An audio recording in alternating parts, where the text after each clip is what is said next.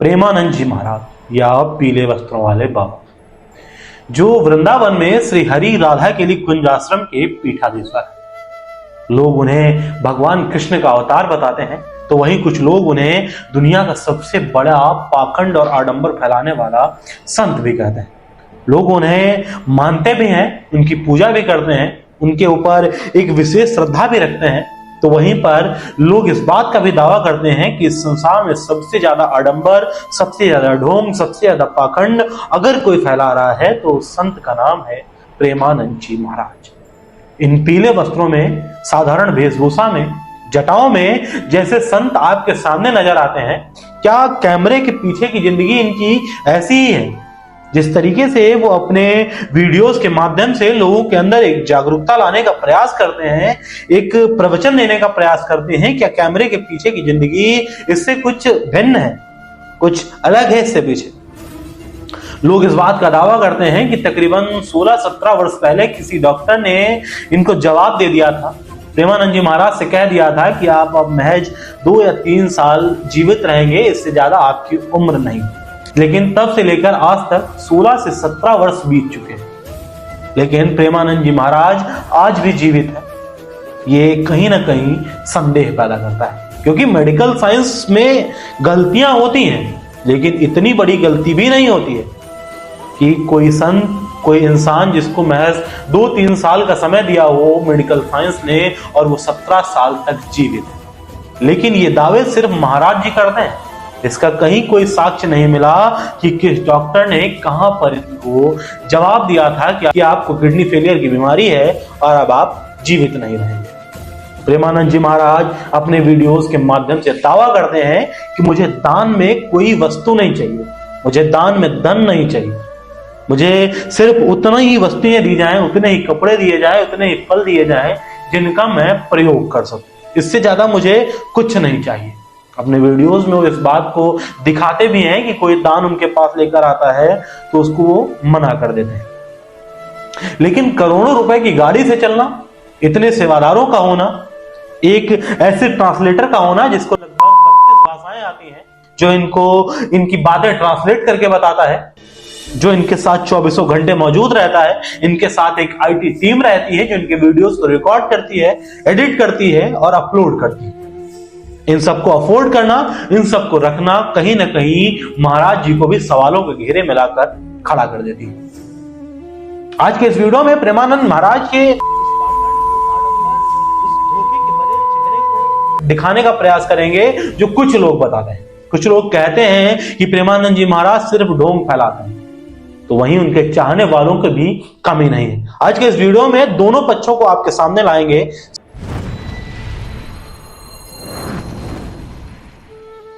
कलयुग चल रहा है, कलयुग अभी शुरुआत ही है। पुराणों में इस बात का जिक्र पाया गया है, पुराणों में ये बातें लिखी हैं कि कलयुग जिस वक्त पर दुधमुहा बच्चा होगा, यानी कि जिस वक्त पर युग की शुरुआत होगी, उस वक्त पर सनातन का अपमान भी शुरू होगा, सनातन का पतन भी होगा, जिसका कारण होंगे, जिसका मुख्य कारण होंगे गौ माता का अपमान, सच्चे संतों का अपमान और धर्म को ना मानना, धर्म के खिलाफ चलना और दूसरे धर्म के लोगों के बहकावे में सच्चे संतों के ऊपर संदेह करना, तो वहीं ढोंगी संतों को ऊंचाई के उस शिखर पे पहुंचा देना जहां उनकी जगह ही नहीं। ये कलयुग में धर्म के, सनातन के पतन के मुख्य कारण बने। उसी कला में सवालों के घेरे में प्रेमानंद महाराज भी आ जाते हैं। पहले प्रेमानंद जी महाराज की जिंदगी की कुछ शुरुआत की बात करते हैं। उत्तर प्रदेश, जहां भगवान शिव की नगरी काशी है, यही के कानपुर के सरसौल ब्लॉक में अखरी गांव में इनका जन्म हुआ। पिता का नाम शंभू पांडे, माता का नाम रमा। इनका नाम रखा गया अनिरुद्ध कुमार पांडे। जिस वक्त पर शंभू पांडे जी और रमावती जी के यहाँ पुत्र का जन्म हुआ, उस वक्त पर उनके मन में भी हर्षोल्लास रहा होगा। ये सोच रही होगी कि कहीं ना कहीं मैं अपने बच्चे को पढ़ाऊंगा, अपने बच्चों को पढ़ाऊंगा, लिखाऊंगा और उसे एक अच्छे मुकाम पर पहुंचाऊंगा, एक शोहरत की बुलंदी पे पहुंचाऊंगा। लेकिन उस वक्त पर किसी को नहीं पता था ये बच्चा महज 13 वर्ष की उम्र में घर का त्याग कर देता। जी हाँ, बिल्कुल सही सुन रहे हैं आप। प्रेमानंद जी महाराज जिस वक्त पर पैदा हुए, उस वक्त पर इनके घर का माहौल काफी आध्यात्मिक था। धर्म का ज्ञान मिला बाबा से, संन्यास का ज्ञान मिला बाबा से, संस्कार मिले माता पिता से। ये उच्च कोटि के संस्कार, ये साधना का ज्ञान ये इनके बाबा से मिला। लेकिन उस वक्त पर जब ये छोटे थे, कहीं इनके दिमाग में एक बात घर कर गई कि इस नश्वर संसार में कोई अपना नहीं। धीरे धीरे उम्र बढ़ रही है, माँ बाप वृद्ध हो रहे हैं, बाबा वृद्ध हो रहे हैं और धीरे धीरे मैं भी बड़ा हो रहा हूं। एक वक्त आएगा जब मेरे साथ ना तो माता पिता रहेंगे ना बाबा रहेंगे। इस संसार में कुछ ऐसी व्यवस्था हो जाए जिससे मैं अपना पूरा जीवन उसी के सहारे काट सकूं, जिसके लिए सिर्फ एक मार्ग बचता था, आध्यात्म। वही शख्स दुनिया में बिना किसी सहारे के रह सकता है जिसका ध्यान भगवान में लग जाए। और प्रेमानंद जी महाराज जिस वक्त पर महज 7वीं कक्षा में थे, उम्र थी 13 साल, उन्होंने मां को यह बात बताई और मां से आदेश लेकर ग्रह त्याग कर दिया। ग्रह त्याग करने के बाद सबसे पहले वो प्रस्थान करते हैं भगवान भोलेनाथ की नगरी काशी की तरफ, जिसे संतों का गढ़ भी कहा जाता है, जहां संत आसानी से रह सकते हैं, रुक सकते हैं, भगवान में ध्यान लगा सकते हैं। प्रेमानंद जी महाराज काशी पहुंचते हैं और गंगा घाट पर रुकना शुरू करते हैं। एक अनजान शहर, उम्र कम और ज्ञान की कमी, धन की अपर्याप्तता इनको उस जगह पे लेके खड़ा कर देती है जहां पर जब ये आगे देखते हैं तो ना आगे कोई था ना पीछे कोई था। अगर कोई था तो सिर्फ भगवान ने। प्रेमानंद महाराज उसी गंगा घाट पर तपस्या करने लगते हैं। तपस्या करते करते धीरे धीरे इनका जीवन यापन होने लगता है। एक बार दिन में भिक्षा मांगते, भोजन पाते और फिर तपस्या में लग जाते। उसी दौरान इन्होंने दावा किया कि इनको भगवान शिव के दर्शन प्राप्त हुए। आज की वीडियोस में ये दावा करते हैं कि जिस वक्त पर ये काशी में गंगा घाट पर तपस्या कर रहे थे, विचरण करते थे, उस वक्त पर इन्हें भगवान भोलेनाथ के दर्शन प्राप्त हुए। अब इस बात में कितनी सच्चाई है ये तो या तो प्रेमानंद जी जानते हैं या भगवान भोलेनाथ जानते हैं। फिलहाल उस विषय पर कभी और बात करेंगे। अभी बात करते हैं कि प्रेमानंद जी जब काशी में रह रहे थे उसके बाद इनका वृंदावन आना कैसे हुआ। काशी में रहकर भगवान भोलेनाथ की आराधना करना, भगवान भोलेनाथ की पूजा करना, उनकी भक्ति करना और शिव भक्त होना और उसके बाद अचानक वृंदावन आकर राधा रानी की पूजा करने लगना, ये भी कुछ सवाल खड़े करता है। कुछ सवाल ऐसे आते हैं कि आखिर काशी को क्यों छोड़ा, क्यों वृंदावन में आए, यहां पर श्री राधा हरि केली कुंज आश्रम की स्थापना की, एक ट्रस्ट की स्थापना हुई जिसके बदौलत आज प्रेमानंद की जिंदगी पूरी तरीके से बदल चुकी है। आप अगर स्क्रीन पर इनकी फोटो देख पाएंगे तो जिस वक्त पर ये काशी में रह रहे थे उस वक्त पर इनकी हालत कुछ ऐसी थी। और इस समय पर वर्तमान समय में आप प्रेमानंद महाराज को देखिए, करोड़ों की गाड़ी, शान शौकत, रुतबा सब कुछ है उनके पास। अगर ये कहें कि ये इस वक्त पर संत वाली जिंदगी नहीं जी रहे हैं तो गलत नहीं होगा, क्योंकि कोई भी संत करोड़ों रुपए की गाड़ी से नहीं चलता है, कोई भी संत इतने सेवादार लेके नहीं चलता है, कोई भी संत 32 भाषाओं को जानने वाला ट्रांसलेटर नहीं रखता है। ये सब प्रेमानंद के पास। प्रेमानंद इन सारी चीजों को रखते हैं। आजकल वीडियोस तो सभी बनाते हैं, लेकिन इतनी तगड़ी आईटी टीम का होना जो प्रेमानंद की वीडियोस को बनाती है, अपलोड करती है, ये सवालों के घेरे में लाती है। फिलहाल उस जगह पे पहुंचते हैं जब ये काशी से यहां वृंदावन आए।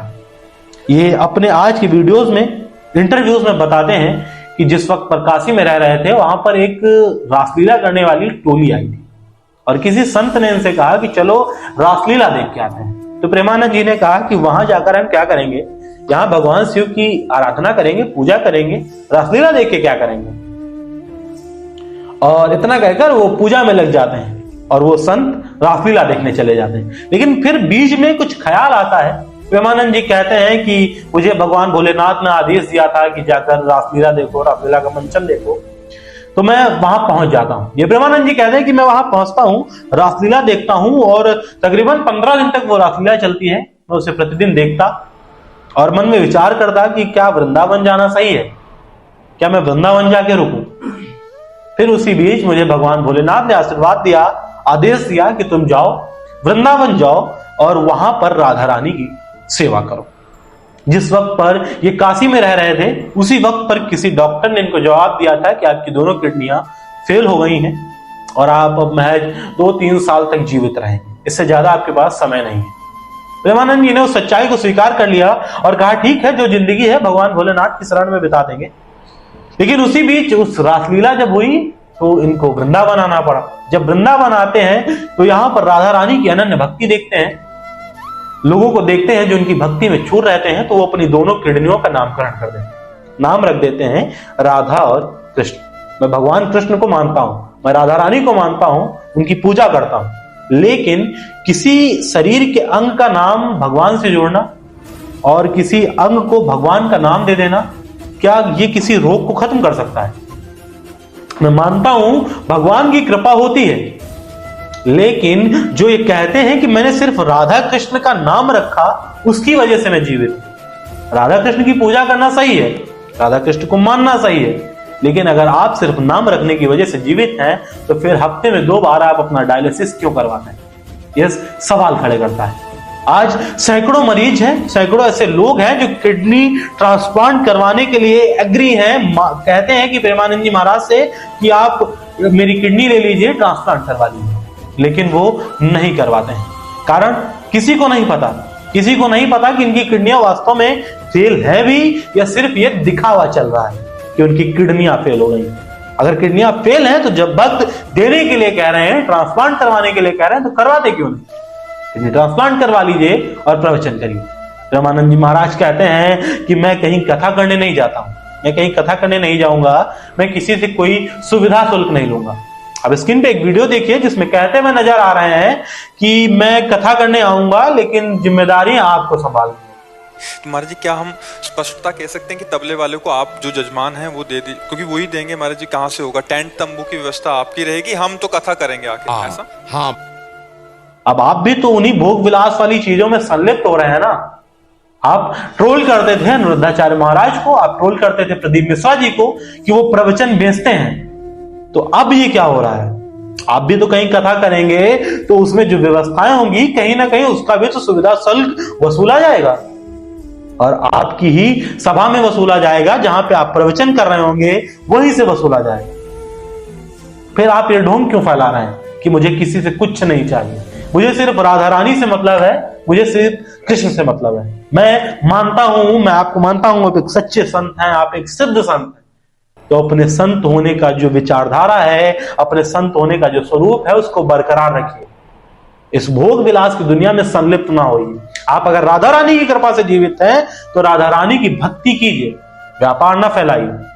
वो कहते हैं मुझे धन की आवश्यकता नहीं है, मैं किसी से धन नहीं लेता हूं। भजन मार्ग नाम का ऑफिशियल चैनल है प्रेमानंद जी महाराज का, 90 लाख से ऊपर सब्सक्राइबर, महीने की अर्निंग आप खुद चेक कर लीजिएगा। जिस व्यक्ति को धन की आवश्यकता नहीं होगा, जिस व्यक्ति को धन की जरूरत नहीं होगी, वो अपने वीडियोस को इंटरनेट पे अपलोड नहीं करेगा। वो कहते हैं मैं वीडियोस के माध्यम से युवाओं को जागरूक करता हूं। जो श्री राधा हरिकेली कुंज आश्रम ट्रस्ट है उसकी जानकारी एक बार गूगल से निकाल के पढ़ लीजिएगा, गूगल से निकाल के देख लीजिएगा, समझ लीजिएगा। आपके सामने सच्चाई बिल्कुल खुले पर्दे की तरीके से, आईने की तरीके से आ जाएगी। कहने और करने में बहुत फर्क होता है।